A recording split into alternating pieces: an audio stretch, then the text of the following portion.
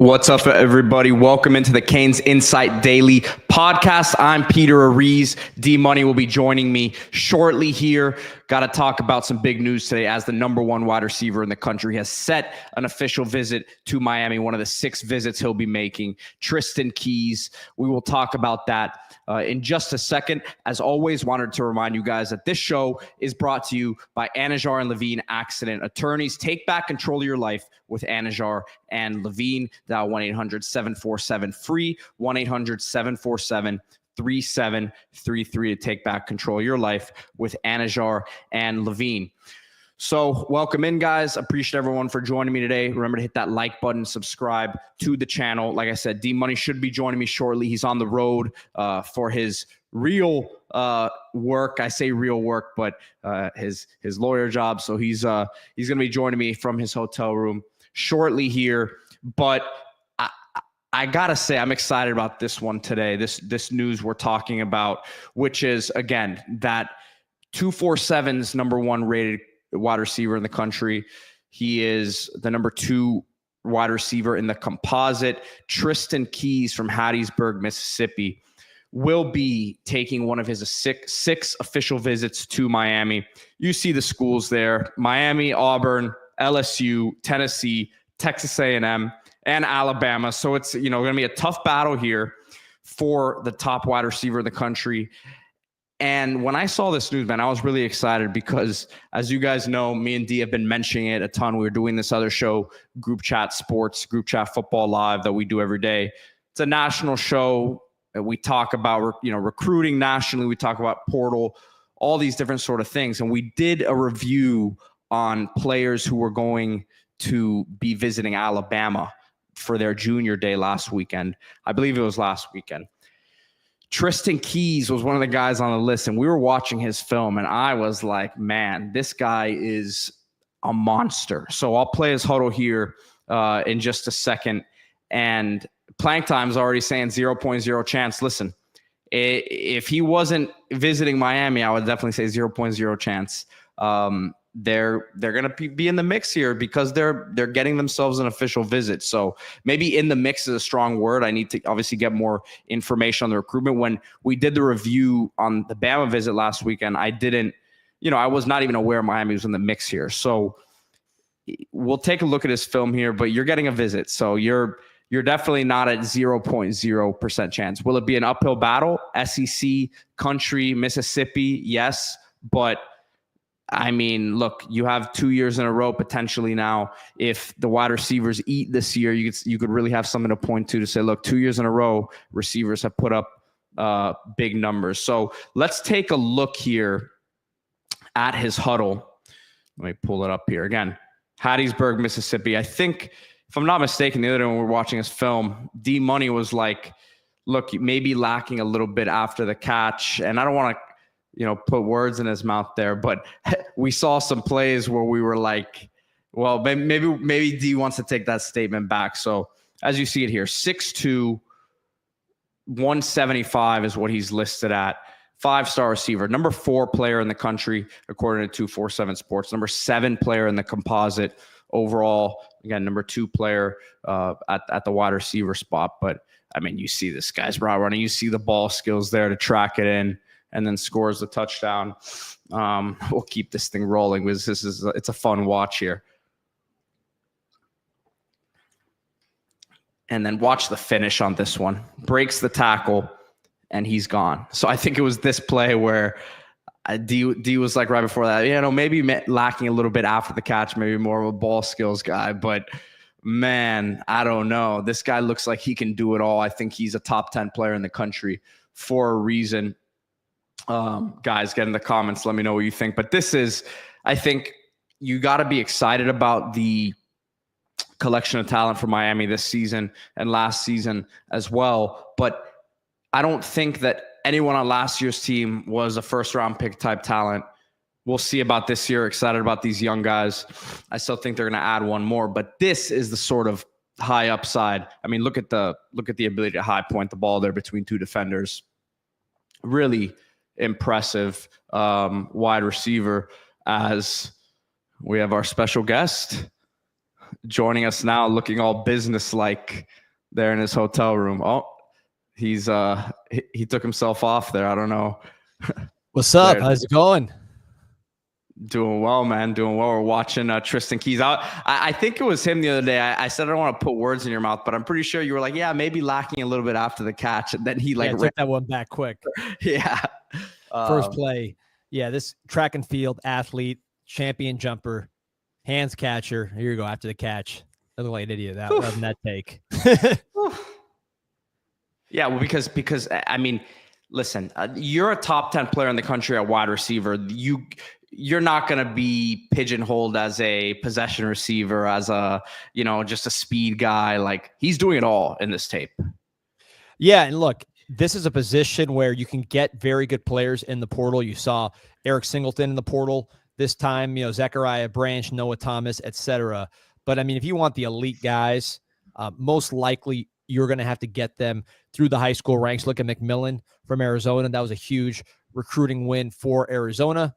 A couple of years later, first round of the NFL draft looks like Travis Hunter. We know what that was from a recruiting standpoint. Go back through the years. Was the guy Luther Burden was a 5-star player, big win for Missouri. So yes, you can get the Restrepos occasionally, who are really good players, also out of high school. You could get the players, from the portal. They're going to help you win. The KJ Osborne, certainly, guys like that. But you're talking about these prime time dudes. You got to get them out of the high school, and usually they're going to be pretty high recruits. John says, looks like he's playing against JV players. That's what the top. Oh, look at that one. That's what the top 10 players in the country do. They make the opposition look like JV players. Yeah, look, the competition is not the best, but here's what I can tell you about Keys. He went to the Under Armour game, which was, the best players in the country, a class older than him. He went as a young player, and because now they let underclassmen participate in the Under Armour game, and he went there and he's one of the best players there. So that showing, I think, solidified him as a top 5 player in the country and showed the competition really doesn't matter. I think he also went to the Polynesian Bowl and performed well there. So a basketball player, high jump, triple jump, 110-meter hurdles. I think it was 3rd in the high jump as a sophomore. The production is outstanding. So all the markers you want are there. But yeah, I think the All-Star game to me was very much an eye-opener because of the competition level. We had Plank Time saying 0.0 chance. I said, look, he's taking an official visit, so it has to be better than 0.0. Yes, tough battle, but Miami, the thing you have to say about a battle like this is he's from Hattiesburg, Mississippi, SEC country. But you look at the other schools he's visiting, Miami is the most different from everyone else on that list. So yeah, if you're one of those SEC schools, he might be a kid who wants to stay in the SEC, but Miami could have a completely different pitch from what those schools are offering outside of what they're going to do on the field. Exactly. And he doesn't know until he gets out here, goes to that Ritz-Carlton in Coconut Grove. I mean, those of us who you were close enough to this with the agent process and in general, these visits, these are kids. You don't know what's going to happen. I mean, they don't know we'll say, oh, there's no chance he does this. There's no chance they do that. These kids' minds are a lot more open than people think. Now, it may end up a certain way at the end of the day for a lot of reasons, but these kids' minds are open, and you miss all those shots that you do not take. So you don't want to let players like this just go to other schools, because then you got to play against them, especially if you're trying to be a playoff team. Yeah. Kerfuffle says, is this the next wide receiver to not sign with Miami? Listen, it's felt that way, right? But I think you do what you did last year in terms of, obviously, Cam Ward was a major part of that. But what you sell is the way the ball was spread around. There was a lot of production from the wide receivers. You do that again, maybe not to the same exact level this season, but you do that again with the Carson Beck this year. Then you say, all right, 2 years in a row now, these receivers have put numbers up. So sooner or later, it's going to happen in terms of getting that 5-star elite guy. Yeah, look, 5 years ago, you would never said, hey, you're going to sign a top 10 pick, number 1 offensive tackle in the country who's born in American Samoa to the University of Miami. I would never have said that. It was off the. What about a 5-star pass rusher from USC's territory? Right, exactly. That's committed to USC. So you really don't know until you get into this process. That's why you play. I mean, look, I'll give you another example. Not a 5-star, but Nye Carr was a highly, highly recruited player. Georgia in there, pretty much every SEC school is after him. It wasn't a situation where we were taking somebody, from that area that the big schools didn't want. He was committed to Georgia, and we went and flipped the player. And he's from South Georgia, rural, and probably makes Hattiesburg looks like an NYC. So that was a sign of what Mario's capable of doing from a recruiting standpoint. Kevin Beard's landed some good players. You miss all the shots you don't take. Got to get them on campus. Canes Cats Heat 305 has been done before. What? Getting a 5-star pass rusher from the West Coast? I mean, or from LA? Maybe. Who are we talking about here? Yeah, I mean, hey, I know you're talking about Hayden Lowe. I know I was talking about Hayden Lowe. The last 5-star from the West Coast that I can recall is DJ Williams back in 2000. And modern era, I guess. That worked out pretty good too. I mean, I guess it's modern era, but you know what I'm saying? Like, yep, it's been a long time. No Let us know if about we're wrong, Canes Cats Heat. So yeah, Tristan Keys. I mean, look, that would be a big one, obviously, but they're going to be swinging big at wide receiver. I would think that the way that certain positions have been prioritized over the years, wide receivers right up there this cycle. Yeah, I think here's what I'm seeing, Pete, and Chad, let me know what you think about this. Is you look at the first round of the NFL draft coming up, right? It's changed over time, the makeup of it. You still see portal quarterbacks dominating the first round. Cam Ward, probably 1-1. Shedeur Sanders, probably the next quarterback off the board. If there's a third quarterback to win the first round, it'll be Jackson Dart. All three of those are transfers. I've been long a proponent that spend big on portal quarterbacks. Those are first-round players that can change your program, and you can get those first-round caliber players in the portal. I obviously still believe that. Carson Beck, who we were the first people talking about that. If you're new to the show, like and subscribe. That's the kind of stuff you get here first. But in terms of other positions, what you are seeing is not only are those positions remaining high school heavy, they are remaining, or they're getting even more 4-star, 5-star heavy. There's less 3-star sleepers. So, I mean, I'm just pulling up, an NFL mock draft here, Pete. I'm not going to vouch for it or anything. This is just, this is a mock draft from CBS, right? I just picked a random one off the table. First pick, Cam Ward, like I mentioned, a 5-star, or sorry, a elite transfer that Miami was able to get. Would be pretty cool. Have a Miami player go 1-1. Then you go down the line. Mason Graham from Michigan, 4-star signee. Shedeur Sanders, again, transfer quarterback. Will Campbell, 5-star signee. Abdul Carter, 4-star signee. Travis Hunter, unique situation there. But certainly, if you want to get a receiver like that, you got to get him out of high school. Deion just took him with him. McMillan, 5-star receiver signee. Michael Williams from Georgia, signee. Will Johnson, signee. Kelvin Banks, signee. These guys are all not only signees, but blue chip signees. You got to go all the way down to Ashton Jeanty and Tyler Warren as two guys that were not 5 stars. It's 12th and 13th picks. And those guys were both signees. Ashton Jeanty signed with Boise State. Tyler Warren signed with Penn State. Then you go right back to the blue chippers. Starks, Walker, Shamar Stewart. We remember that recruiting battle out of Miami. Colson Loveland. Membu was a big pick. Scorton was an All-America. Walter Nolan was a 5-star. Luther Burden was a 5-star. Pierce was a 4-star. Barron was a 4-star. So I'm just going off the first round of the draft. Sign elite players if you want to get your first rounders. You can get your floor up with the portal guys, and then recruiting quarterback wise, you can go big in the portal. That's, to me, if you're trying to look at how to look at high school recruiting in 2025 as a top school like Miami. I think that's where you get your first round players. And Tristan Keys, that's what he looks like right now. Playing time says, let's see if we can keep guys like Calvin Russell and Brady at home before dreaming about a 5-star Mississippi. Look, they want to land all these guys, right? Is it realistic? Probably not. But what do you want them to do? They're going to be recruiting Russell and Brady regardless. You want them to not go after the top guy. I mean, they're recruiting all these guys. And look, I'm not saying this was the case with those two guys you named, but look, I'm Mr. South Florida. We got to keep our South Florida guys home. Cam Kitchens, All-America. Restrepo, All-America. Ruben Bain, what he's done. Fletcher. I am a big proponent of South Florida. But, I mean, what were you better off? Getting Julian Armella, the guy that's been a 5-star since he was a baby here in South Florida, or Francis Mauanoa? One from Miami, one from the other side of the world. So you get the best players in the country. It's a lot easier to get the local guys. We got to do a better job of getting some of these high-profile local guys. But with Mario and the budget we have, the NIL era, where you're not competing against, before we used to compete against number one bags, and you had to compete against just, we didn't have the recruiter in place that was that aggressive. We had that recruiter in place with spending $8 million on Mario, which that's his main skill, just big game hunting, recruiting. And then the fact that, you can pay the players now. So that evens up a lot of the issues we had going out of state. We sucked out of state pretty much from 2005 to right till Mario got signed. We were terrible out of state. It was never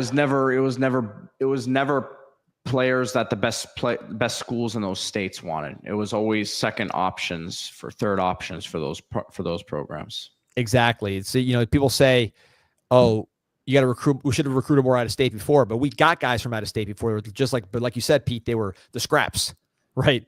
Now we're recruiting, we're winning battles out of state. We're losing some battles out of state, but we're initiating battles out of state. We're in the battle, which is what you see with Keys. You can't win a battle if you are not in the battle.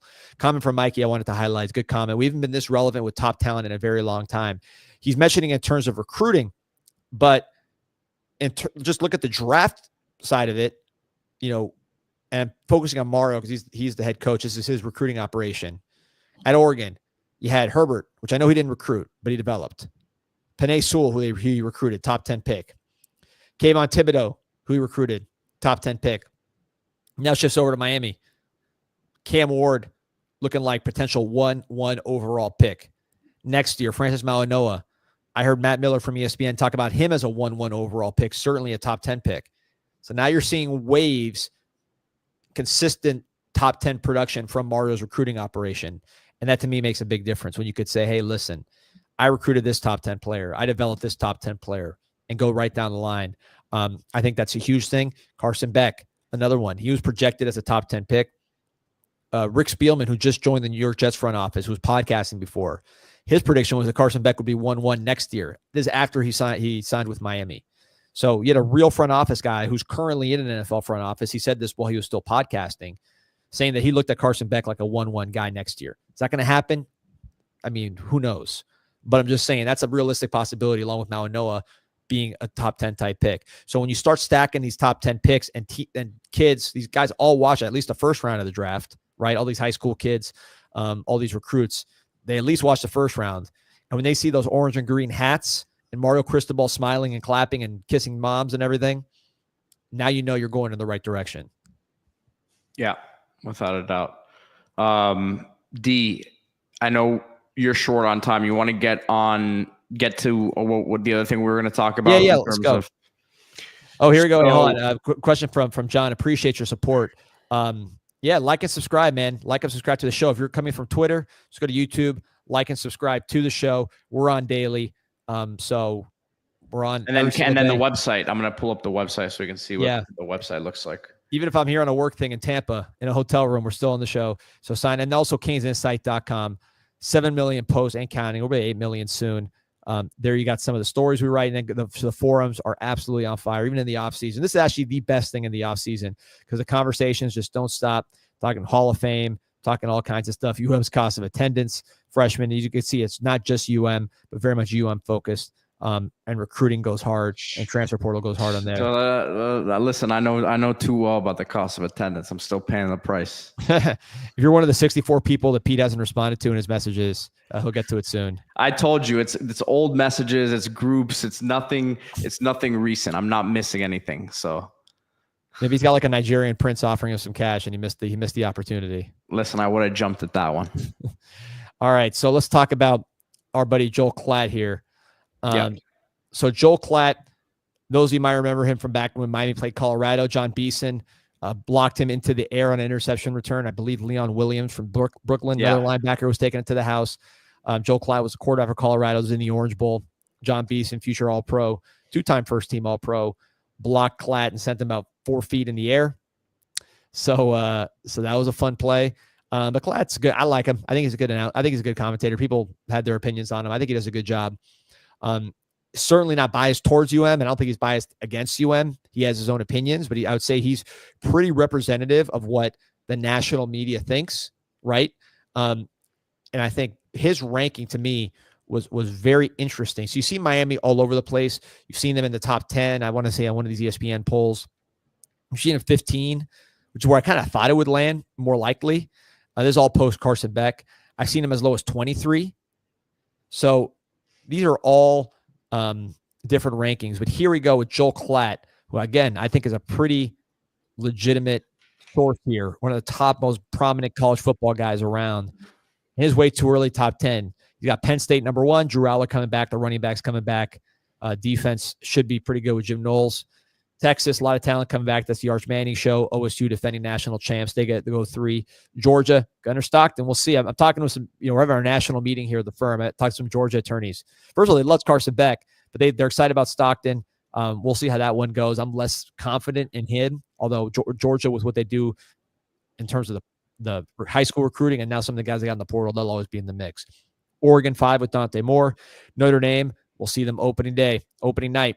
Number 6, Clemson, number 7, bringing back that offense with Cade Klubnik and those great receivers. And then here you go, number 8, your Miami Hurricanes in the way too early top 10, just ahead of LSU and Michigan. So, I mean, number 8 preseason from a prominent, national guy.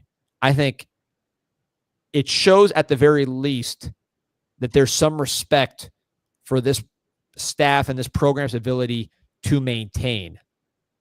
Appreciate you, Johnny, in the comments. But that shows you some ability to maintain. Now, they got to do it. First of all, they weren't even top 10 this year. So getting to the top 10 would be an accomplishment.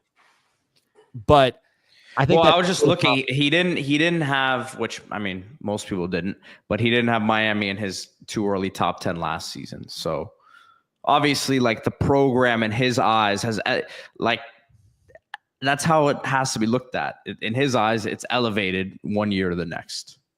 And I think there's real value to this because, I mean, again, some people are listening to this like, who cares, right? Show me. And I get that sentiment, obviously, especially after the way last season ended. But you want to see your logo in that mix, man. If it's not like you need as much stuff for this in the offseason as possible. As need may be a strong word, but Mario wants this stuff and he likes this stuff because it feeds into the recruiting beast that he's building, and he's been pounding the pavement for. Like, this all goes into it, the public perception, and the more of these that you see, and the NCAA rating, the college football video game rating, you always reference that, but it's important. And that stuff's based on this stuff, as stupid as it is. Yeah, look, if Kenya Pepe's on Instagram or Cooper from Chaminade, or we talked about Calvin Russell from Northwestern, and they see this on their scroll while they're just flipping through their phone, I mean, that shows them that Miami's still in the mix, right? So recruiting-wise, I think it's important, and most of these kids are going to commit before the season. We've seen that. Some of them will flip. Hopefully you flip some of them like we did in 2024, finishing with a top 5 class. But, you got to be in the mix, and this is going to be all they're going to see before you play a game, and they're going to commit before you play a game.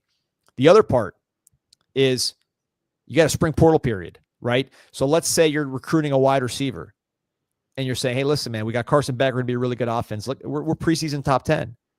You don't think somebody who has only 1 year left of college is going to be attuned to that? I mean, they don't follow college football as close as everybody else. They look at things like this, and this is their source for what, the coaches can tell them one thing, but when they see a national source, it means something else. So to me, again, I understand the impulse to be like, who cares? This is just hype.